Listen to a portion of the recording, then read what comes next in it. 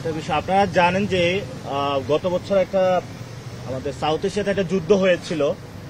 তো এখানে পানি নিয়ে সাউথ এশিয়াতে আবার যদি কোনো যুদ্ধ আসে বা আমরাও যেহেতু আমাদের অনেকগুলো নদী রয়েছে সেগুলো নিয়ে কথা হয়েছে, যেহেতু নদীমাতৃক দেশ আমাদের নদীগুলো কিভাবে ভালো থাকতে পারে এবং পাকিস্তানও যে এক্সপিরিয়েন্সের মধ্য দিয়ে গিয়েছে সেটা আমরা তাদের সাথে শেয়ার করেছি।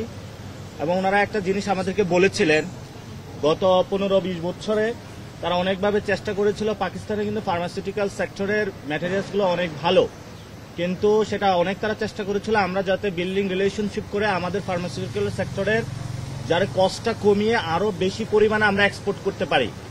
সেই সুযোগটা আমাদের দুই দেশের মধ্যে হয় নাই। এগুলো নিয়ে কথা বলেছিলাম।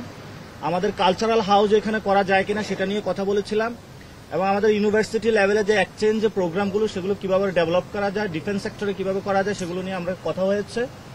তো আমরা আমাদের যে 71 ডিলের যে ইস্যুটা আছে সেটা যেমন রয়েছে, তেমনিভাবে এই দুইটি দেশের মধ্যে গণ অভ্যুত্থানের পরে 24-এর পরে কিভাবে হলো বাংলাদেশের সাথে অন্য দেশের ফরেন পলিসি হবে, এটার বড় একটি আজকে মিটিং হয়েছে এবং সেটাতে আপনারা দেখেছেন পাকিস্তানের ফরেন মিনিস্ট্রির সাথে।